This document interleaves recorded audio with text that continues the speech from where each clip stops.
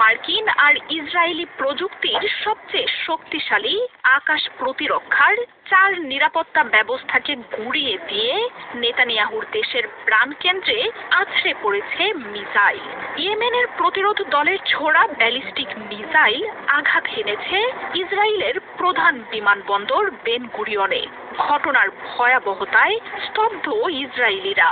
এই ঘটনায় আবারও প্রমাণ হয়ে গেল, সামনের মহাযুদ্ধে যখন ইসলামী প্রতিরোধ আন্দোলন সবচেয়ে কার্যকর মিসাইলগুলো বের করবে, তখন ইসরায়েলের জন্য আছে অশেষ দুর্ভোগ। রবিবার ইসরায়েলের প্রধান আন্তর্জাতিক বিমানবন্দর বেন গুরিয়নে আছড়ে পড়ে ইয়েমেনের প্রতিরোধ গোষ্ঠীর ছোড়া মিসাইল। তেল আবিবের প্রাণকেন্দ্রে আকস্মিক এই হামলার ঘটনায় যেন স্তব্ধ হয়ে যায় গোটা দেশটি।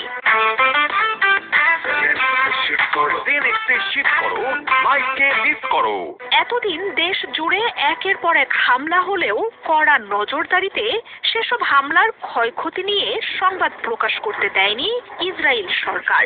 তবে রোববারের এই হামলা দেশ ও আন্তর্জাতিক সম্প্রদায়ের সামনে ইসরায়েল যে আর নিরাপদ নয় সেই বার্তাই স্পষ্ট করে দিয়েছে। ইয়েমেনের প্রতিরোধ গোষ্ঠীর এই হামলা সবচেয়ে বড় প্রশ্ন তুলেছে দেশটির নিরাপত্তা ব্যবস্থাকে নিয়ে।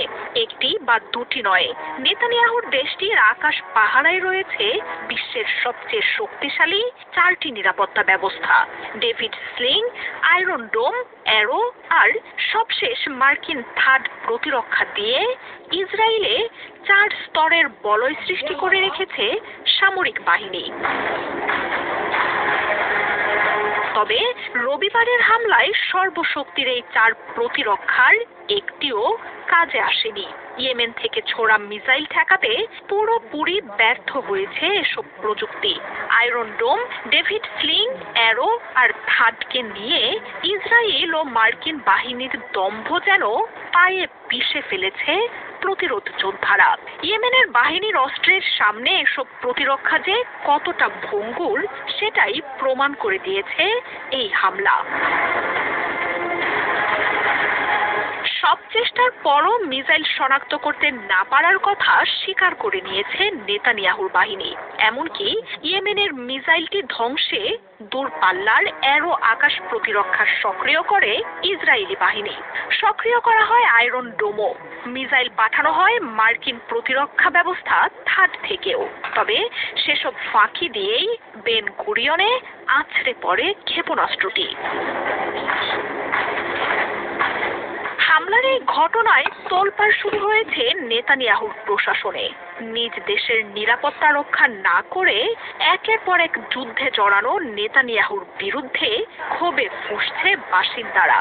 দেশের সবচেয়ে জোরালো প্রতিরক্ষা বলয়ে থাকা বিমানবন্দরটি ভয়াবহ এই হামলা ইয়েমেনের প্রতিরোধ দলটির অবিশ্বাস্য সক্ষমতাকে চোখে আঙুল দিয়ে দেখিয়ে দেয় তুমুল আতঙ্ক ঘিরে ধরেছে বাসিন্দাদের।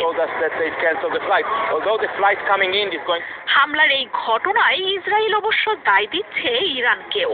আয়াতুল্লাহ খামেনির নেতৃত্বাধীন বাহিনীটিকে জবাব দেওয়ার পাশাপাশি ইরানেও হামলার হুঁশিয়ারি দিয়েছেন ইসরায়েলি প্রধানমন্ত্রী নেতানিয়াহু। ইসরায়েলের সমর বিশ্লেষকরাও বলছেন, বহুদিন ধরেই মার্কিন আকাশ প্রতিরক্ষাকে ফাঁকি দিতে সক্ষম এমন মিসাইল তৈরি করছে ইরান। আয়াতুল্লাহ খামেনির বাহিনীর দেশটি সেই প্রযুক্তি ইয়েমেনকে দিয়েছে কিনা তা নিয়ে জোর তদন্ত শুরু হয়েছে। মার্জিয়া উপমা, ৭১।